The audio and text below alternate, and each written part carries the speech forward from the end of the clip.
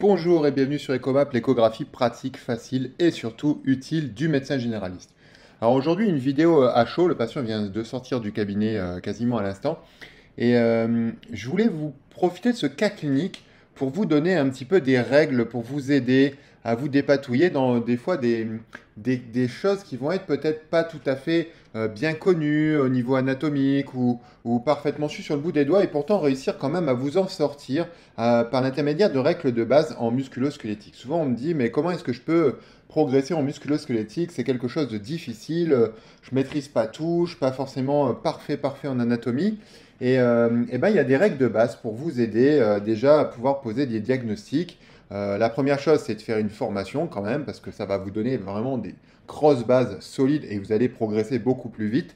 Mais déjà comme ça, même à partir de demain, si vous appliquez ces règles, vous aurez fait un bond en avant dans votre pratique de l'échographie musculo-squelettique, qui, je reconnais, est une pratique qui n'est pas facile. Alors comme d'habitude, si cette chaîne vous apporte, si vous avez envie de voir d'autres vidéos de ce type, bah, n'hésitez pas à me mettre un like, ça me fait vraiment très plaisir. Abonnez-vous à la chaîne pour le suivi un petit peu de la sortie des nouvelles vidéos. Et puis mettez-moi un commentaire parce que vraiment ça me fait toujours très plaisir de vous lire et je vous remercie pour vos bons commentaires. Vraiment, merci beaucoup. Pareil sur le Facebook, hein, mettez-moi un like, abonnez-vous au Facebook, comme ça vous êtes tenu au courant de la sortie des vidéos au moment où elles sortent. Et puis au moment où je fais cette formation, ben, votre formation à l'échographie, une formation d'initiation est offerte. Le lien sera dans la description de cette vidéo. Il vous suffit juste de cliquer dessus pour me rejoindre et vous mettre vous aussi, je l'espère, enfin à l'échographie parce que ça va rendre énormément de services à vos patients, ça va améliorer énormément votre clinique en la prolongeant, en lui apportant des outils de réflexion supplémentaires comme c'est le cas ici pour ce patient. Et si vous voulez vraiment vous former à l'échographie musculo-squelettique, eh bien je vous mettrai aussi le lien dans la description. Il y a un pack très complet de formation que j'ai fait sur les tendons, les épanchements, les kystes, tout ce qu'on peut voir et même les fractures. Et vous allez voir, c'est très intéressant. Il y a vraiment moyen au terme de cette formation de se débrouiller très bien en échographie musculo-squelettique et d'améliorer la santé de vos patients. Donc c'est le cas clinique d'un homme de 38 ans qui est travailleur agricole qui présente une forte douleur sur la face latérale de son coude. La douleur évolue déjà depuis un bon moment et c'est très invalidant. Il est en arrêt de travail et il voudrait vraiment savoir un petit peu ce qui se passe dans son dans son coude, puisque bah, il doit reprendre le travail là prochainement et il a toujours mal, il a toujours des difficultés.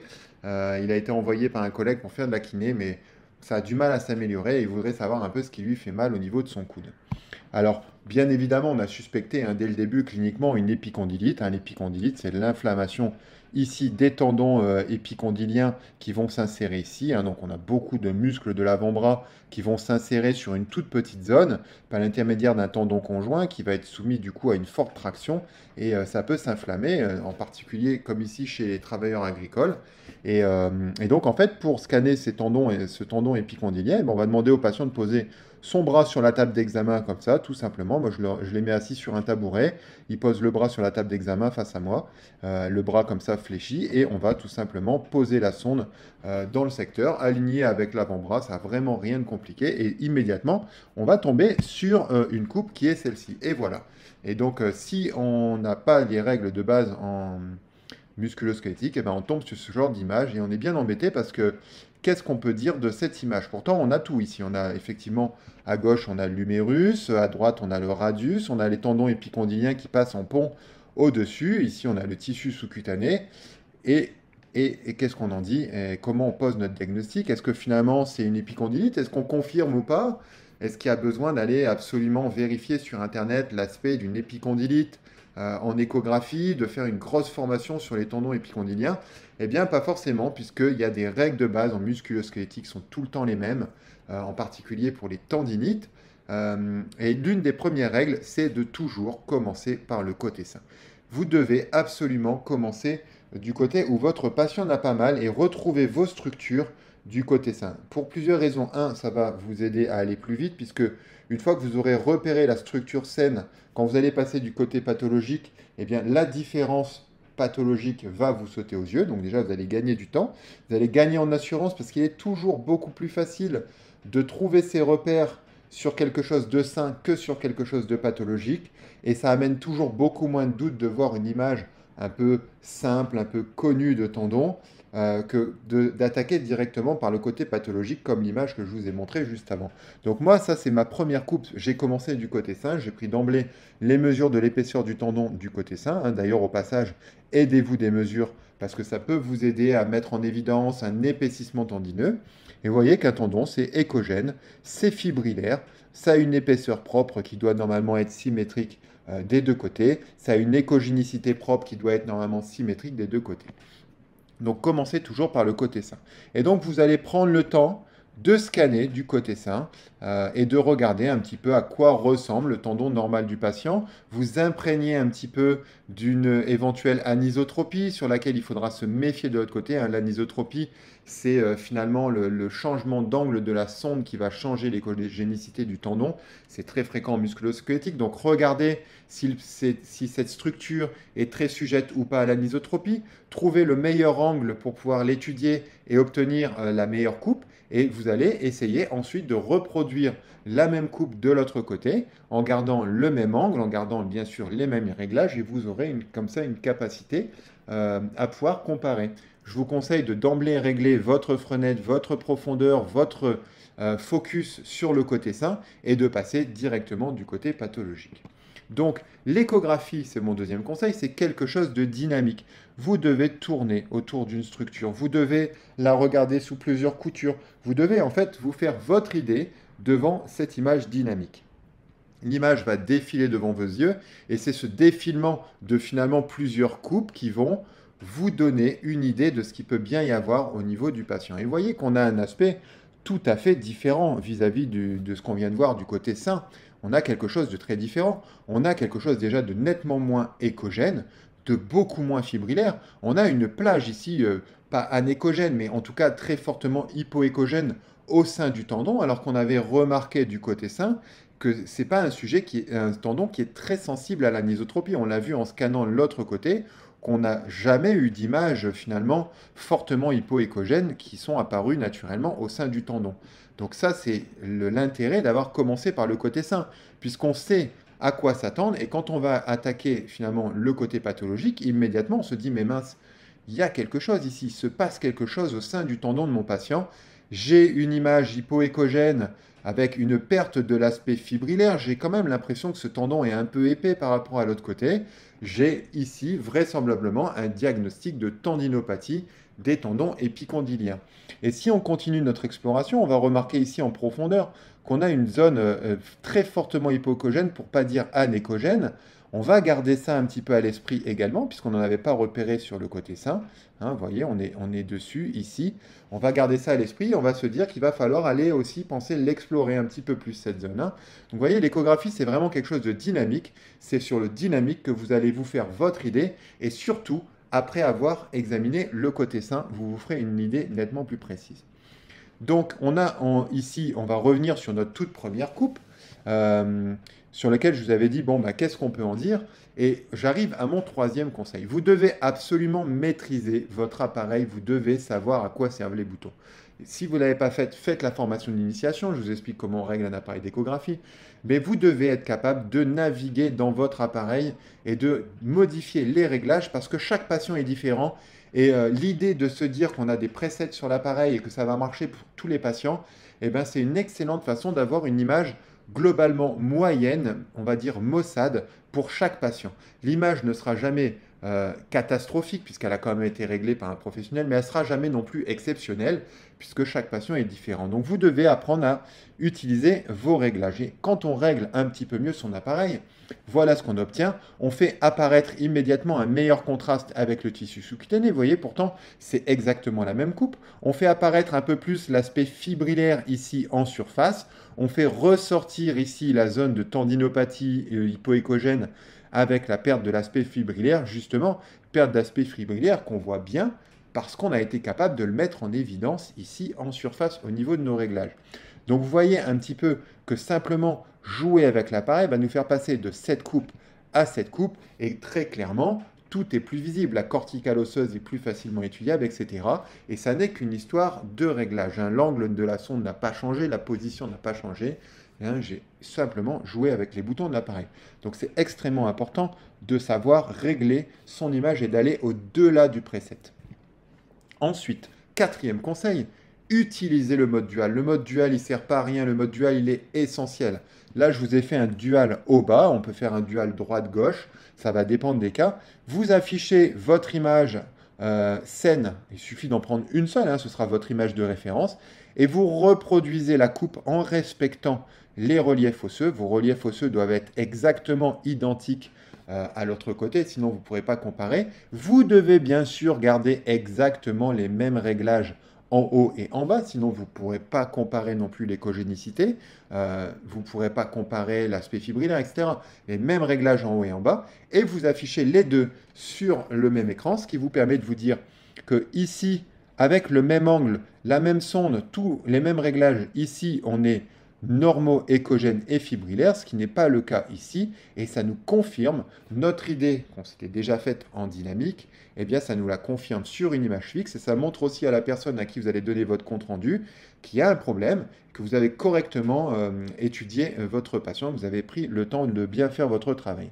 Donc voilà la première chose au niveau du mode dual, mais on va voir un peu plus tard un autre type de mode dual, on va aller un petit peu plus loin.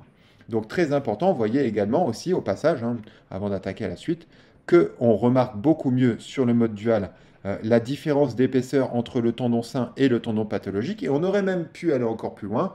Je ne l'ai pas mis ici sur cette image, mais on aurait pu prendre une mesure, par exemple en se basant sur ce relief osseux, prendre une mesure, la même mesure au même endroit de l'autre côté, et on aurait pu mettre en évidence là aussi l'épaississement du tendon. Cinquième conseil, confirmez toujours une image soi-disant pathologique avec au moins deux plans de coupe perpendiculaires à 90 degrés, c'est essentiel. Je vous avais montré tout à l'heure une petite image en profondeur qui semblait fortement anéchogène. Les tendons sont extrêmement sujets à l'anisotropie et donc du coup ils sont essentiellement sujets aussi aux faux diagnostics, faux positifs et faux négatifs. Vous voyez, on reprend notre coupe de tout à l'heure. J'avais ici une image anéchogène qui faisait penser à une petite rupture fibrillaire. On a l'impression ici que nos fibres se sont arrachées à cet endroit et qu'on a quelques fibres ici qui sont plus attachées en profondeur du tendon. Eh bien, on va tourner autour de cette image anéchogène pour la mettre en évidence et voir si on observe toujours la même image anéchogène à 90 degrés. Et dans ce cas, on va confirmer le diagnostic. Vous voyez que sur la même profondeur, on a la même image. Et donc, on va pouvoir confirmer ici le diagnostic de rupture fibrillaire. Autre intérêt de confirmer l'image avec deux plans de coupe, c'est que vous allez être capable de dire l'étendue de la lésion. Là, j'ai une lésion qui paraît petite, finalement, dans ce sens sagittal, sur mon tendon, mais qui me dit que ça n'occupe pas l'entièreté du tendon dans tout le sens transversal. Et on n'aurait finalement pas la même image, parce qu'on pourrait avoir un arrachement complet de toute la partie profonde du tendon sur l'ensemble de son épaisseur. Eh bien ça, vous ne pouvez pas le savoir si vous ne faites pas deux plans de coupe à 90 degrés. C'est particulièrement important, par exemple, pour le supraépineux, pour l'épaule, puisque une image de rupture du supraépineux peut être complètement différente à 90 degrés, et elle peut être très ponctuelle ou au contraire très élargie. Donc très important de toujours confirmer votre image avec deux plans de coupe à 90 degrés, deux plans de coupe au minimum. Plus vous allez multiplier les plans de coupe et plus votre représentation 3D dans votre esprit sera précise et plus votre diagnostic sera précis. Toujours mettre un coup de couleur, ce sera mon conseil numéro 6. Alors en musculo-squelettique, on utilise le Doppler puissance. Ici, c'est un Doppler puissance particulier qu'on appelle le SR Flow qui permet de capter des circulations très lentes, mais en gardant ici une direction de sens, donc de garder, on va dire, le côté, on va pas dire artériel et veineux, mais en tout cas la direction des flux. Ça donne de belles images, c'est très précis, tous les appareils l'ont pas, mais pas de panique, vous pouvez très bien le faire sans aucune difficulté, en utilisant simplement le Doppler puissance, qui va être marqué souvent PDI sur votre appareil. La couleur, ça prend 3 secondes, c'est facile à faire, si c'est bien réglé, et il va y avoir une histoire de réglage, on va y revenir, et ça peut vous montrer ici un côté très inflammatoire encore de ce tendon pour ce patient qui devait reprendre prochainement le travail. Clairement, on commence à voir un petit peu avec l'échographie que la reprise de travail physique agricole, va être très compliquée, ça va probablement pas être possible avec encore une inflammation très active au sein du tendon du patient. Je parlais des réglages. Donc voilà un petit peu ce que ça donne en couleur. Pour bien régler votre Doppler, bah, c'est pareil, il y a des formations sur le Doppler. J'en sors une là prochainement, peut-être au moment où vous verrez la vidéo, elle sera peut-être même déjà sortie. C'est pas évident de bien régler un Doppler, mais une fois que vous saurez le faire pour tous les endroits du corps. Donc c'est pareil, ça a un vrai intérêt de savoir régler votre appareil, jouer avec les gammes de vitesse, etc. Voilà ce que ça donne en dynamique hein, au niveau du sein du tendon du patient. On voit très très bien hein, le côté inflammatoire avec un Doppler très actif. Hein, comme par hasard, si je puis dire, autour de la zone hypoécogène présentée par ce patient. Bien évidemment, il s'agit du foyer de tendinopathie et autour, on a une hyperémie au Doppler. Une fois que vous aurez réglé correctement votre Doppler, vous allez me dire, oui, mais est-ce que là, j'ai pas exagéré mes réglages? Est-ce que finalement, je ne suis pas en train de montrer qu'il y a une circulation, alors qu'en fait, en réalité, il n'y a pas tant d'inflammation que ça? Eh bien, c'est une excellente remarque. Si vous avez pensé à ça, félicitations à vous. Je vous répondrai deux choses. Un, normalement, au sein d'un tendon, on ne met pas en évidence deux circulations. Elles sont beaucoup trop lentes, même pour le Doppler puissance, même pour le SR flow, éventuellement en microcirculation, mais ce sera un sujet à part. Donc normalement, vous n'êtes pas censé mettre en évidence deux circulations. Si vous mettez en évidence une circulation, un, c'est que votre Doppler est bien réglé, qu'il est suffisamment poussé, et de deux, qu'il y a une pathologie. Et je vous parlais de comparer en mode dual. Eh bien, ce que je vous invite à faire, c'est de régler d'abord votre appareil au maximum de ses capacités de détection sur le côté sein, sans faire bien évidemment apparaître d'artefacts, parce que si vous faites apparaître des artefacts partout à l'image, bah, c'est ininterprétable. Donc vous vous placez juste un petit peu avant les artefacts et vous passez avec les mêmes réglages sans rien changer du côté pathologique. Si le côté pathologique s'allume, eh bien, vous venez de mettre en évidence une hyperémie au Doppler, puisque vous savez que du côté sain, on n'a pas d'hyperémie avec les réglages de votre appareil que vous venez de faire à l'instant. Donc la couleur, oui, la couleur, ça se compare aussi, notamment en musculo-squelettique, et je vous conseillerais toujours de commencer par un coup de couleur du côté sain et de passer ensuite du côté pathologique. Vous voyez cette magnifique image de tendinopathie, à la fois avec l'hyperémie bien visible, l'aspect hypoécogène bien visible, l'épaississement du tendon, la perte de l'aspect fibrillaire et le côté comparatif. Une image vaut 1000 mots, rien qu'avec cette image, vous avez posé votre diagnostic, ça fait une très très belle image en plus à mettre dans vos archives. Donc si cette vidéo vous a plu, j'espère que je n'ai pas été trop long et que j'ai perdu personne. Si cette vidéo vous a plu et que ça vous a appris des choses, mais déjà, je vous encourage vraiment à faire la formation en échographie musculo-squelettique. Je vous mettrai le lien dans la description. Si vous galérez avec votre appareil d'échographie pour les réglages, je vous invite vraiment à faire la formation d'initiation qui vous est offerte parce qu'il est essentiel que vous sachiez utiliser votre appareil d'échographie. Et puis, mettez-moi un like d'encouragement, mettez-moi un commentaire, ça me fait vraiment très plaisir. Posez vos questions. Pareil sur le Facebook. Et puis, la formation d'initiation est offerte. Le lien est dans la description. Je vous dis à très bientôt sur Ecomap. Bye bye.